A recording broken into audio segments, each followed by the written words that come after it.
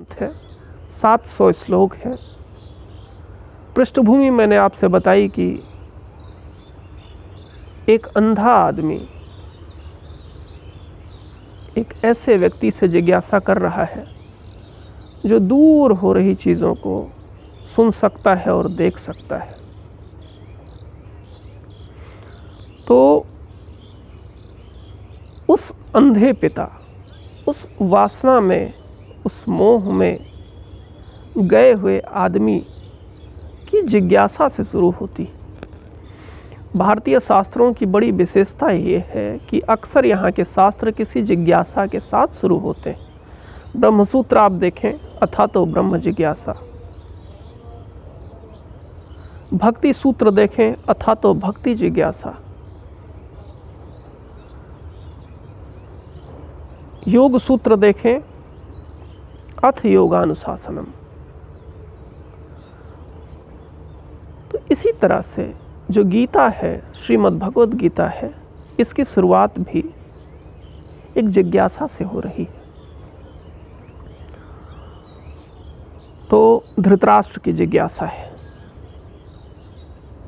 और भी कुछ बातें थोड़ी मैं आपसे शेयर कर दूं, उसके बाद हम श्लोकों को लेंगे।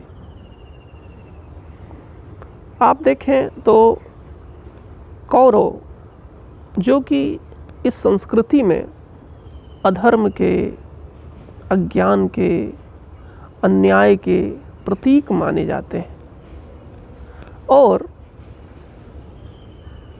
जो पांडव हैं, पांडव धर्म के, न्याय के,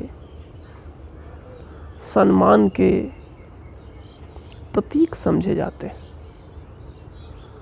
तो पांडवों की संख्या 5 है और कौरवों की संख्या 100।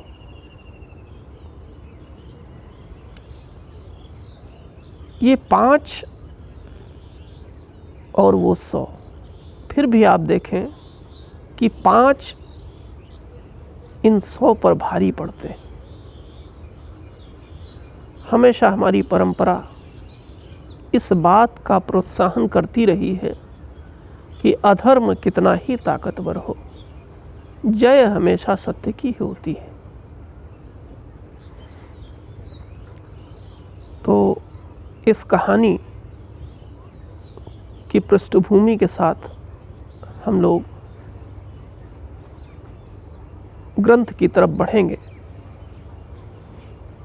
क्योंकि यहाँ पर हमारा प्रयोजन इसकी ऐतिहासिकता पर बात करना नहीं है, बल्कि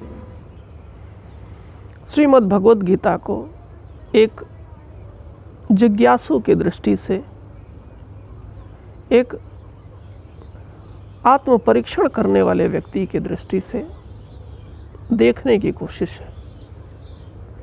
आइए हम सब मिल करके इसको समझने की कोशिश करें। धृतराष्ट्र संजय से पूछता है, क्या पूछता है?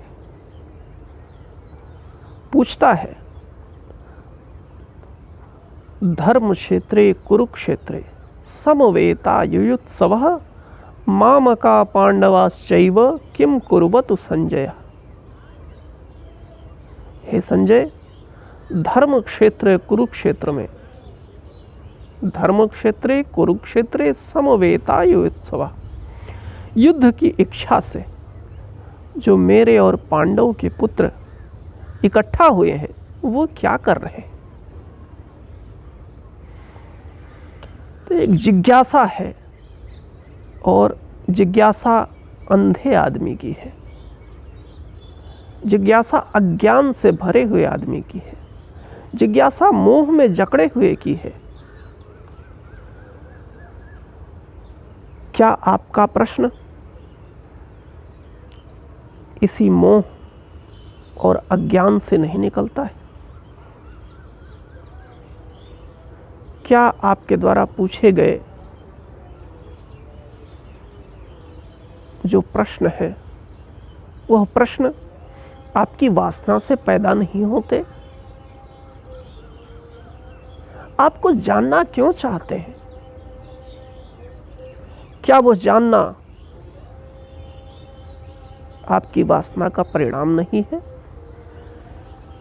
कितनी ऐसी चीज़ें हैं जो लगातार आप जानना चाहते हैं, लेकिन वो इसलिए नहीं कि वह वस्तु कैसी है, वहाँ क्या हो रहा है, बल्कि उसके साथ हमारा एक इंटेंशन जुड़ा हुआ है, हमारी एक कामना जुड़ी हुई है।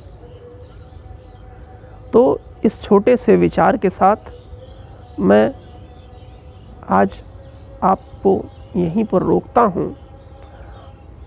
आपसे मैं कहूँगा कि आप भी मेरे साथ साथ आइए इस ज्ञान गंगा में, इस गीता जी के दिव्य सरोवर में स्नान करें। और मैं आह्वान करता हूँ आप सभी का कि आप अपने साथ इन श्लोकों को लेकर बैठें और थोड़ा थोड़ा उसमें समझने की कोशिश करें। उसके अर्थ को नहीं, अर्थ को तो आप जानते ही हैं, लेकिन उसमें निहित जो गंभीर और गूढ़ बातें। तो इस बीच हम गीता की श्रृंखला को लेंगे और लगातार पूरे 700 श्लोक पर आपके साथ चर्चा करने की, आपके साथ गुफ्तगू करने की मेरी योजना है। आप मेरे इस